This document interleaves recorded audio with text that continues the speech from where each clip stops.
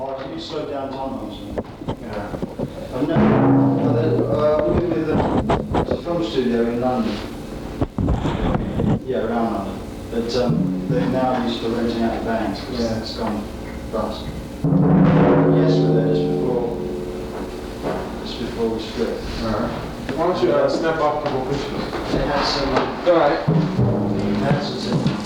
Yeah. The first time we played them, like this type, we get a really nice bounce from these kind of skins. Right. And I was really impressed. I'd like to get some, but there's no room on stage.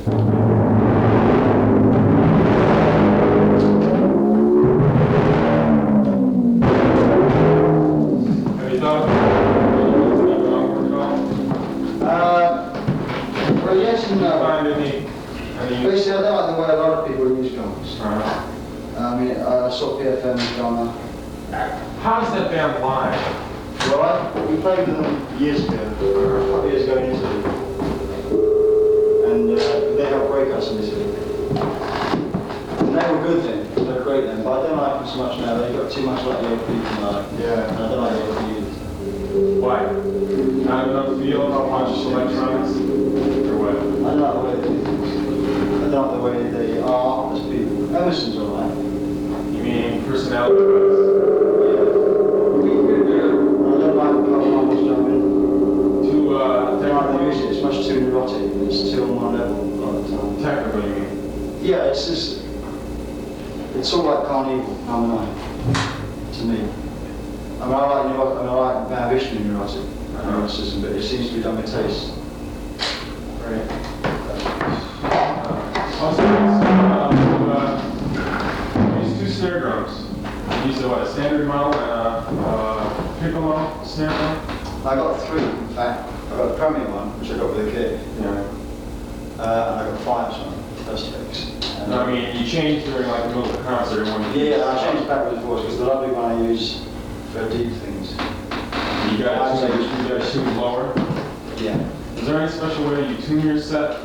You know, or any problems you find in tuning? Yeah, I mean, the drums I got are pretty new. I mean, I could do pretty much what I wanted to with the other ones, the Gretsch ones. I don't know them so well, but these other ones are current ones. What made you change? I could get a deal, and I wanted to have a two kit, so I have the Gretsch kit is now at home, which I use for sessions. At a studio? You guys have a studio? Or just a house? Where do you practice? Where do you rehearse? No, we rehearse at other places. We've got a place that we can rehearse.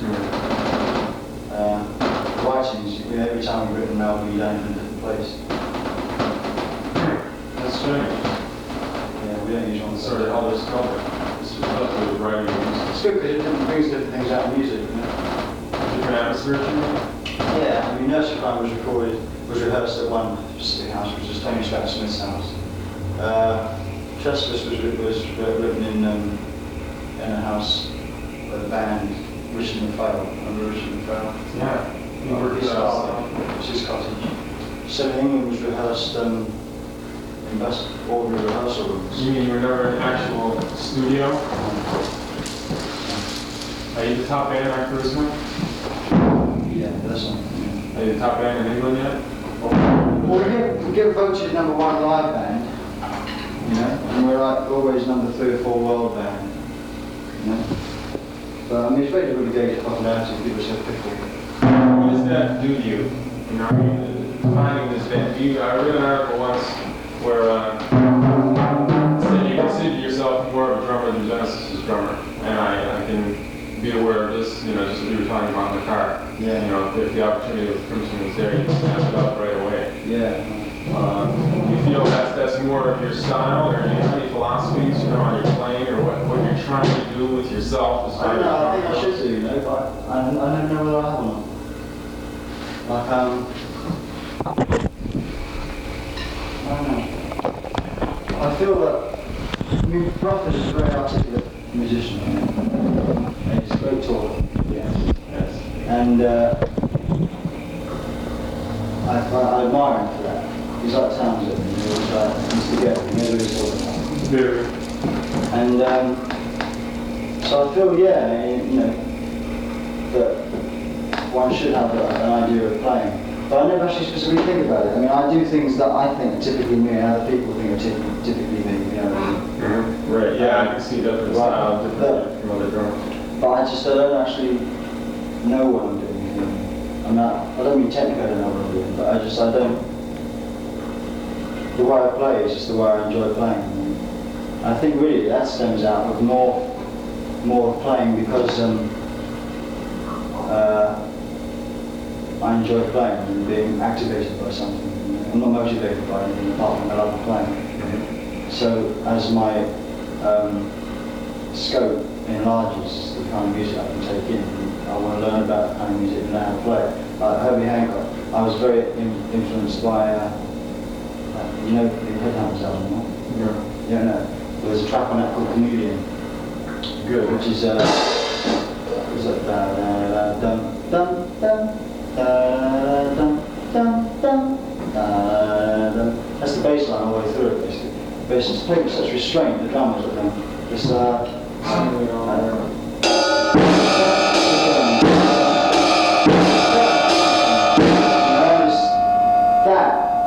does as much for me as listening to Billy Cobham. What do you think of Cobham? I think it's great. Probably one of the best drummers in the world. Without doubt. I mean, he makes me laugh, you know, and I like drummers to do that. You know, you just can't believe it. The guy stands up and just goes, around fucking 9 tom-toms, man. You can't. Go ahead. It's like, there, you don't know where his sticks leave the drum because it's still, you know, it's phenomenal. Yeah, you did a couple runs like that I could never do. You know, Well, there's one part right on the album which we did last night. There's one part on Getting Out by Friday that you do a fantastic run. It's on a slow part and it's in a lull part and there's a break in. And you go around 3 or 4 times. Yeah. That album actually was, that and the live version was done with only 2 tom-toms. That's insane. Man. That's I just thought it was based on 2 ride and 4 times. No, I wasn't using it around that period. So that was just like 2 tom-toms instead of ovation. That was beautiful. But last night there was a thing on the 9/8 session, like in the new album. There's a bit at the end which. So I used to have that kind of stand, right? I used to have my 2 right tom-toms. Yes. Which meant it was like there, and then these 2. And I was trying to learn to play all these like each tom-tom, but it was too much of a stretch. So I got used to having the 2 here. And it's life's so much easier now, and I can go around them. I mean, you're not considered with the color then. See, that's the only reason I went into them. You know, I enjoyed a lot of things Palmer did on Carnival as far as color goes. You know, I must give it to be fair. I haven't listened to that much ELP. Yeah. But what I've heard, and I've seen backstage gigs, good like plays around the white suit, really good, you know, with the branding code. And I just don't like it. It's the whole show, you know. They're conceited, you know. They're excellent musicians, in my opinion. You know, but yeah, I would never deny them the fact that they're excellent musicians, you know. But I don't think there's any point in that. Jim Reeves is a fine country and western singer, but I don't like country and western. Yeah. So I can't help to like it. I don't like the kind of things they do. But they produce, the sound on the records is fine sound, you know. And Emerson, I think, out of the 3 of them I like Emerson. Yes. Mainly probably because he used to say nice things about us. You've never jammed this or anything, right? In fact, this is a bit like, a bit weird, but when we were playing the Lyceum, Emerson and Fripp came down to see us both the same night. And they both, independently, said that at one point they'd like to play with me, which I took as a great compliment. And they just, Emerson and Palmer just called, you know? Yeah. And I was getting to know Peter Banks, and Peter Banks was going to play guitar in the band at one time too. So Genesis? No, ELP. When in their early days. Oh, really? And Does he have a voice? Peter? No, there's no voice. You mean they were going to go 4 members? Yeah, I mean, there's a rumour right around the same time as the Hendrix thing. Mm-hmm. And Hendrix was going to join the band. And I don't remember, but Peter Banks, you know, he was a club goer, Yeah. and so was Emerson. And just because yes and Emerson, the whole bunch. Well, around that time, Crimson and those boys and the Yes crew were all like very intermingled, you know. Right. There's a lot of people playing on other people's things and just knowing each other. because they all happened around the same point. And they were all sort of into the same type of thing. Yeah. So that's like, I mean, I only have Peter Banks' word for that, so I've got, I presume he's dead, it's on there. But it never came to anything, but I just thought maybe because I was with Peter Banks and Emerson and sort of seeing us and sort of like what I was doing. They don't band, but like, what I was doing too, so I thought maybe there would come a time where we played her, but... Now, do you think that because of Emerson's style, though, that the drums are too tight? I mean, Palmer follows him, okay? It's sort of Emerson's band. Palmer and they follow him for the most part. Everything he does, every riff, every rhythm, he's always accenting. Yeah. Palmer doesn't get off the beat. He doesn't accent a lot. I think it kind of, it will vary just a lot. I mean, you get Cobham in a band with Emerson, and Emerson play differently. Yeah. I think it's the fact that combination of musicians just work that way. I mean, Emerson worked very well with Andy Davis. He's good. I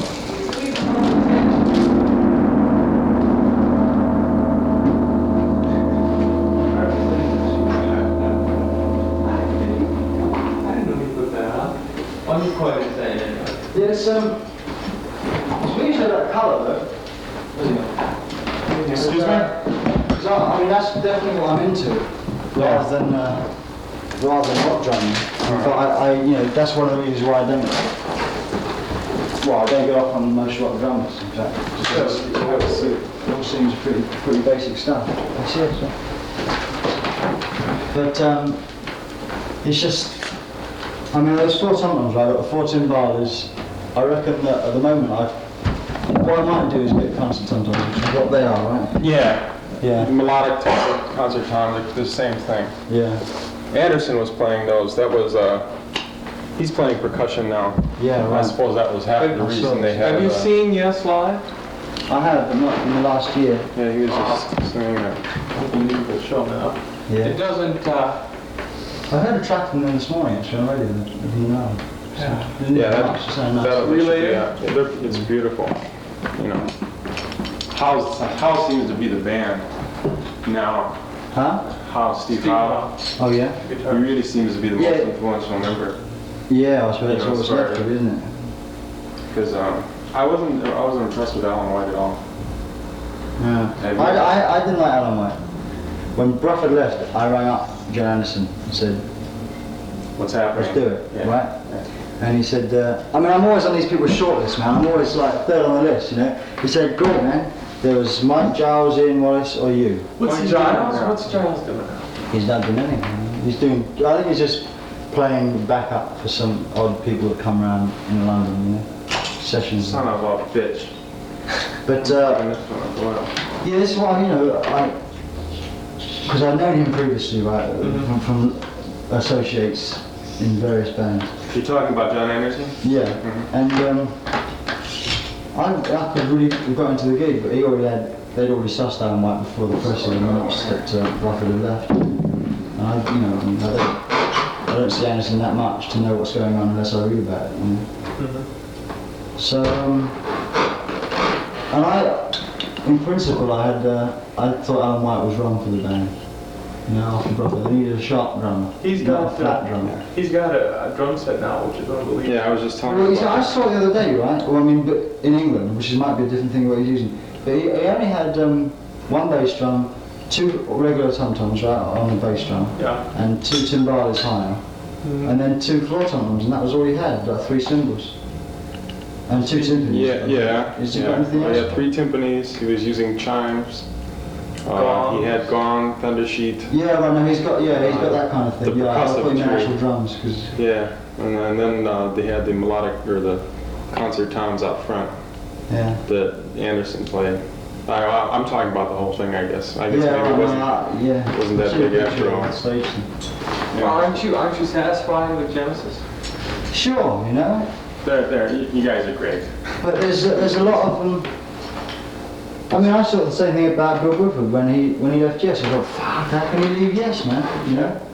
But you have to somewhere on the line follow your art, And after being with the band 5 years, you can only do so much. And I'm happy to play in the band as long as I've got another outlet. At the moment, I have my sessions, which I do which are basically not clever things, they're funky things, you know. So you were Peter Begg's album. Yeah, that was You wanna so try good. this? That wasn't so hard, but I've done other things, some of which aren't released yet even.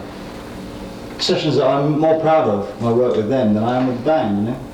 But the other side of the fence is always better than the side you're on. How many of you in the band? 3 of you? 4. Cool. Yeah. And what do you play? Keyboard. Yeah. Piano, electronic, Moog. If I can ever get enough money together in Oregon. See, the problem we're doing. Well, how long have you been professional? Ever since Flaming Youth? Were you playing? Yeah, that was probably the first professional band. But I mean, I was professional in semi-professional bands before that. You know, I mean, I was the only guy that wasn't working. That's other jobs, you mean? Yeah. Yeah. I mean, so I had a theatrical school upbringing. So I was an actor before I was doing drumming. Now, was At the this same time as drumming, but not professionally. You know, I was a professional actor and just drumming at home. a professional actor outside of school? I mean, you No, were, so I went to grammar school and then I left the grammar school when I got a theatrical part. I was in Oliver for a bit, right? And where? In Oliver, you know Oliver? Yeah. Well, I played the In the Oliver. movie? No, not the Stage movie, production? stage production in London. And I was in that.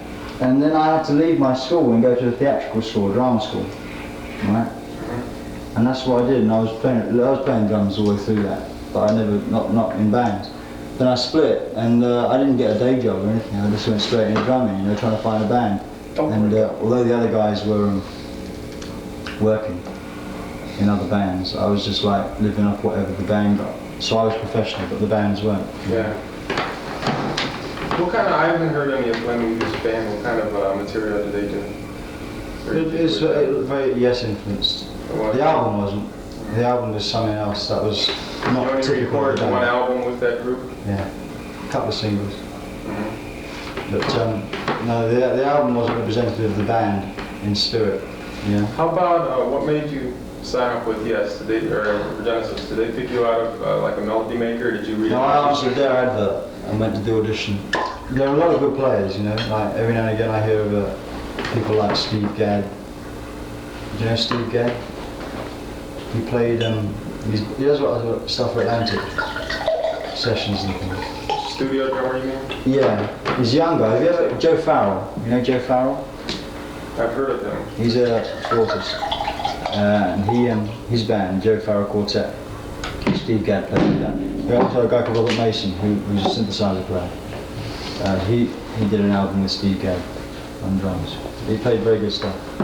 But people like that, you know, like you just hear them, you think, fucking who's that drummer, man? And you listen to it, and the guy, you never heard the guy before, and there he is blowing your head off, you know. Yeah. So there are, you know, at most auditions there aren't a lot of good drummers, but when you see you only need 2 people out of 100, and you think, wow, poor guy, you know. Guy, not most other drummers I've seen off stage, and all he can do is manage to go to auditions every day because he can't get a job together. What impressed you most about Genesis when you first went for the job? I mean, had you heard Trespass before you went in for the interview? Genesis were always one of those bands that in my previous band I'd say, listen man, every time you open the paper, they'd be working. They would. You also see Genesis here, Genesis in. And I remember complaining to the management. Your management of Flaming Youth? Yeah, saying, listen man, I can't fucking Genesis, Quintessence, they're getting all this work. And you guys aren't playing? Yeah, you know. That's the exact same gig where we Sound familiar? We had one gig. Yeah. And we got it for. Of course, it's different Yeah. because people, music people in England are so much reserved, or more reserved and more willing to listen. See, this is a boogie town. You know, it's got to be Bad Company, and it's got to be a lot of other rock and roll bands. And no one's into concerts unless it's a band from England. You know, I mean, there are musicians in the city who are into avant-garde jazz, who are into classical music, classical rock, beautiful things, theatrics. You don't hear But it. if you're not from England, you know, you're not going to get a break. And this is the thing we're doing. Well, in Cincinnati, I played with some guys. They invited me up to their house, right? And they said they'd give me a drum kit. And there was me and another drummer, a marimba player, guitarist and bass player. And these guys were college guys, man. They were brilliant. Yeah. You know, they were just laying things down like Emergency, you know, like a Lifetime. Yeah. And they were playing in their spare time. And they were best musicians. I mean, maybe I was more impressed than I would be now, Yes. because I wasn't ready for that kind of music then. And also, this is like a year and a half ago, you know. And it's only more recently that I've come into this. I mean, before, like Get My Friday, that kind of period, up to then, I was only using two tom-toms, and I was convinced that I should be able to control what I've got before I go out. Exactly. You know, because I used to use two bass drums, and it was okay, but I wanted to use a hi-hat, so one bass drum had to go.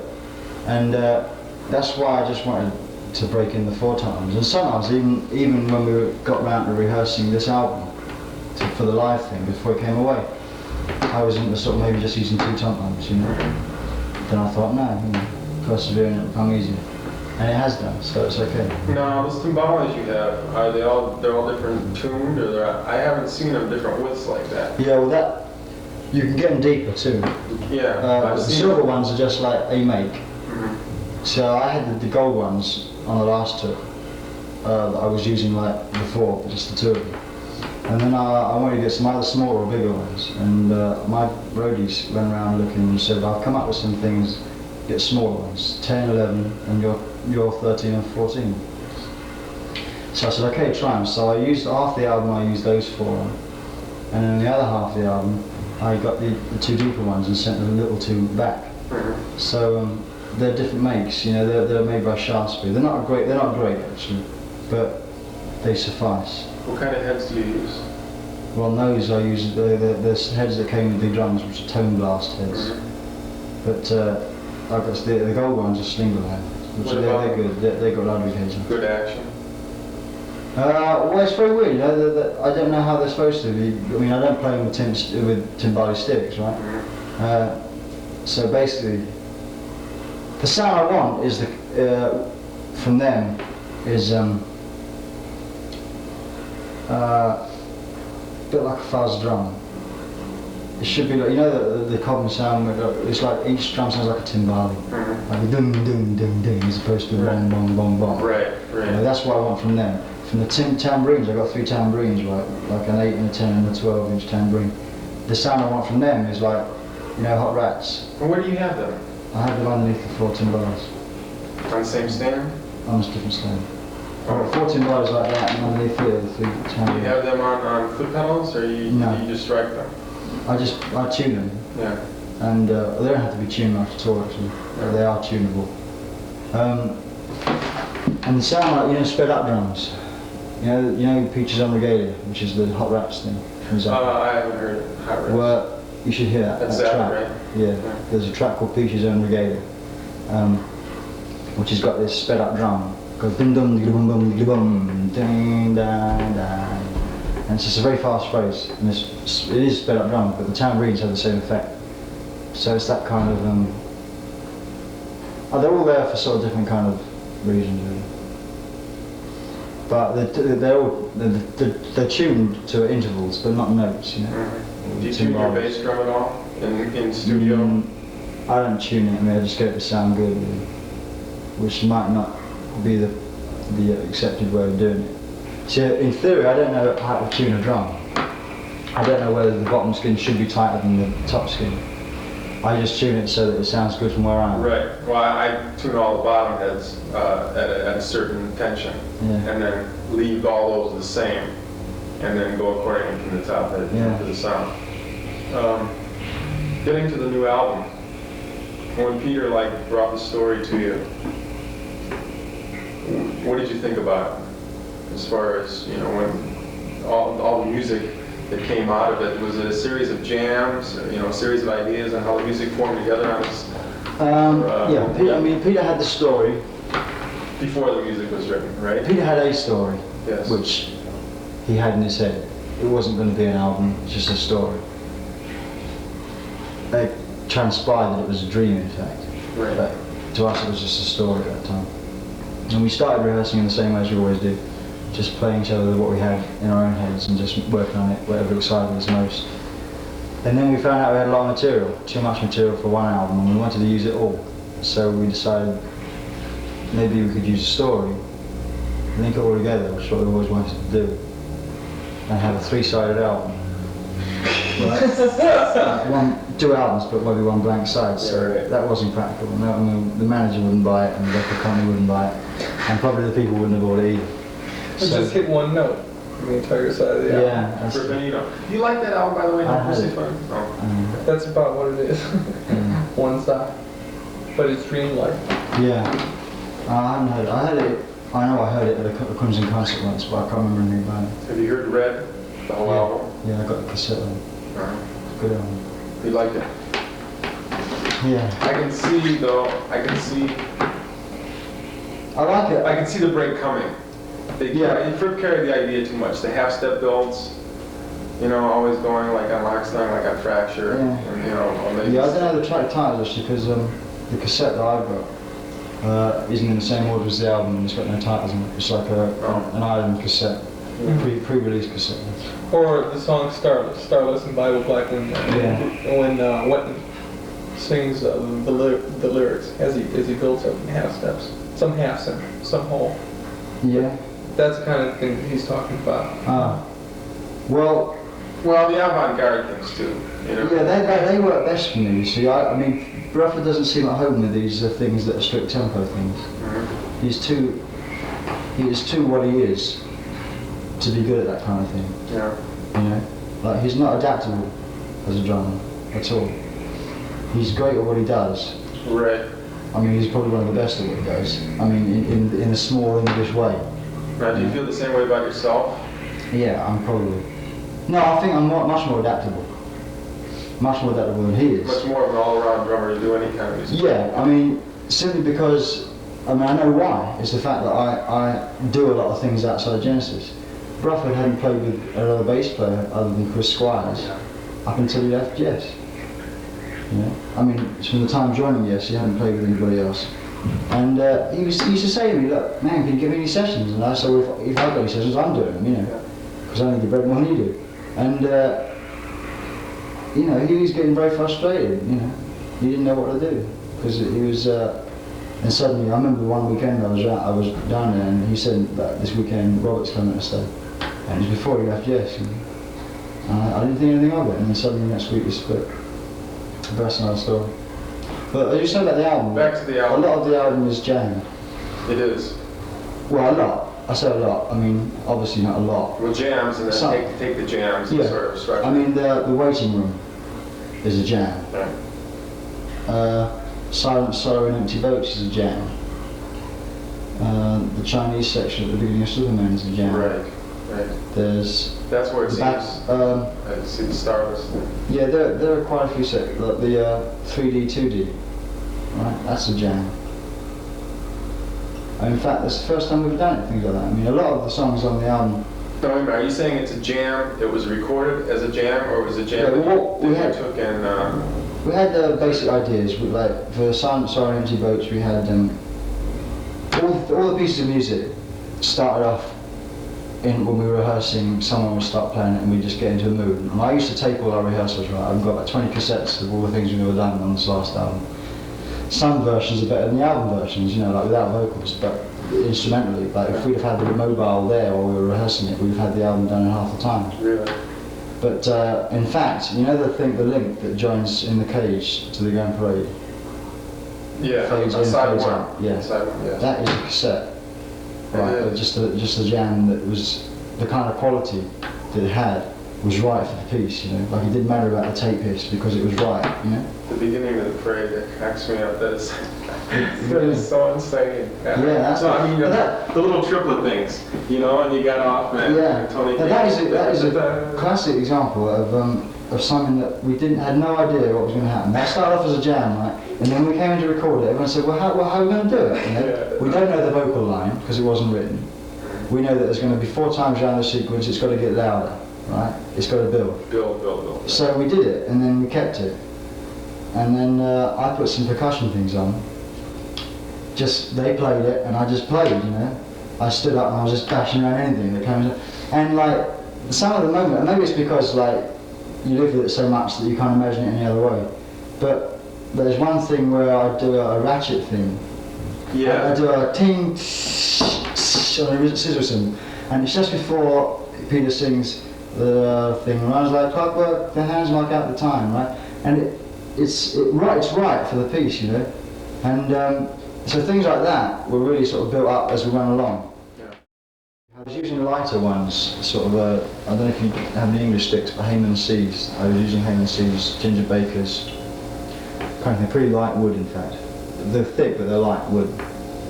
And I wasn't getting, you know, I was wanting to change.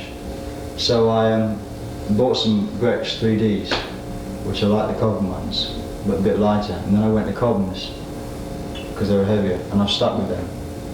They're good. I have to cut them off an inch, as I say. Are all your cymbals Zildjian, or do you use any they're all high paste. speed on? They're all paste. Are they? Except for, I've got the crash above my ride cymbal is a Zildjian, and both the gongs are Zildjians. All the rest are paste. Now, out of the 3 albums prior to this one, you know, was the 9/8 thing like on an Apocalypse your favorite type piece to work in, or was Yeah, Foxtrot your favorite song, or did you have any other great? I thought Subsidy. The last half of Subsidy from the Apocalypse onwards is probably the best thing we've ever done, I think. In terms of, it still gets me, you know what I mean? They were like, it was just put together in a way that we didn't know it was going to happen like it happened until it did, you know? Because it was recorded in sections, and over that one song we had 3 producers, you know? Like a guy started it and then he left, and then we recorded another bit and he left, and then we tried another bit. And we ended up with John Burns for the last half, which is the best half. And yeah, that's a fine piece of music. It's like, that was basically the 9/8 thing, was just a jam, you know. Tony had these we decided, in one jam we had, Mike was just playing like, not that one, that's the wrong one, dum, but it was like a dum,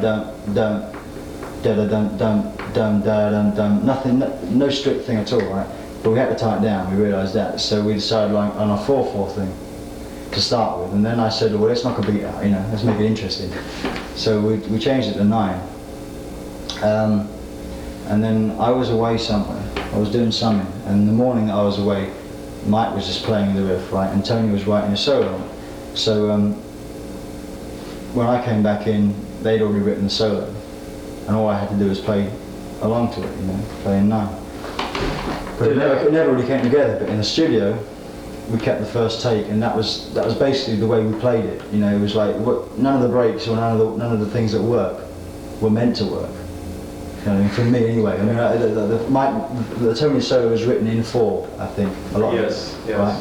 And it's played over. That's one thing that just throws the whole thing crazy. It's the same with the 7/8 on the something, and it's the same to some extent on the 9/8 here. He plays 4/4 things, and over the 9, every 4 bars it meets. And it's like, you're there, right? Yeah. You suddenly think, fuck, what's the fuck happening? And everyone goes bang at the same moment, you think, oh, that's alright. So that's okay. Exactly, beautiful. That's that Band of Cinema show you're talking about, right? Yeah, I mean, there's that, but there's both 9/8 sections are made up of basically me trying to watch Mike's hands, right, but playing independently of that. Yes. And it just seemed to gel. I mean, the Apocalypse thing is definitely one of the highs. Are you pleased with the visual show? No. Did you ever? Yeah, I had my doubts. I mean, I'm quite happy to go on with nothing at all. Just go on and play the music. Like Crimson? Yeah, like Crimson, and like Vishnu, you know, I mean, those kind of things. Because I think, basically, I'm a player, you know. I'm not a writer. I like writing, and I will write my own things on my own album, you know. But I won't. Basically, I'm a player. So I felt a bit like a prostitute, you know, with all that stuff around. But now it's got to the stage where it's done tastefully, I think. The slides, I think, are great, and I think Peter's cut down his costumes, which is a good thing. I mean, I wanted him to do that myself, you know, and he probably didn't listen to me, but I wanted him to do that.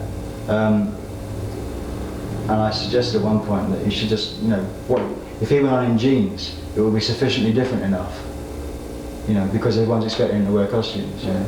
So it's everyone would win, you know. I thought if he had worn costumes, he'd become a caricature of himself. That people would start saying, "Oh Christ, you know what's happening next." What was that costume made out of? That monster costume? That's plastic, yeah, rubber. That's insane. Yeah, so I don't mind. There's one of those in the set, and I think, yeah, okay, well, a bit of lunacy doesn't hurt anyway. Yeah. And a lot of the rest is relying on the effects, which I don't mind, all right? The slides and the mood of the music, you know. Like it's nice that we can put up a slide with a water thing, you know, and play Silent Star Empty Boats, you know. Yeah. That kind of thing I like. Yes. And that helps because like when I listen to the music myself, I picture these kind of images, you know. I think, well, yeah, to most people it's just a jam, a quiet jam. But if you get some kind of visual image suggested, it makes so much more sense, you know. Now, do you consider yourself more of a rock drummer as far as when you're playing about laying down a rhythm track, or do you feel more of a melodic drummer as far as the drums being part of music? Definitely melodic thing. Sort I mean, of I figured that I should be strong. doing something interesting enough that if all the power went, someone could listen to what I was doing and be interested. You know? Yes. And also, I don't know. I mean, there's something that I can't talk about. You know, it's weird. It's like when you say where do you think earlier on in there you were saying about Philosophy. yeah. Right. And there's a right way and there's a wrong way, you know. And what's right suggests itself when it needs to be suggested. You know, I know what I want to do, but if you said what do you want to do, I couldn't tell you. Yeah, but I believe when I have to be solid, I want to be solid, you know. But I should be solid in a subtle way. Which is, I was disappointed by Cobham, because when I saw him with Melbourne live in London, his technique was, and the way what he was doing was knocking me out, you know.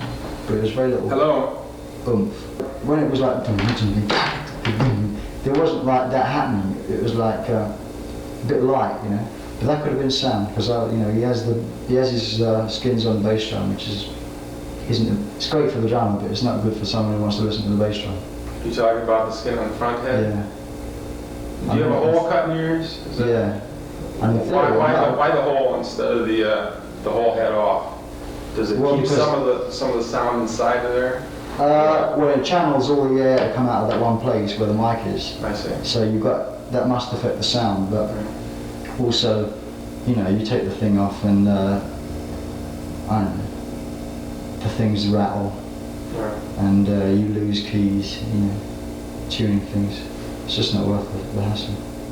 So you just cut it. I used to have a big hole, just with about an inch round, but then that starts getting ripped, and then you know, you end up tightening up so much that Yeah, that hurts.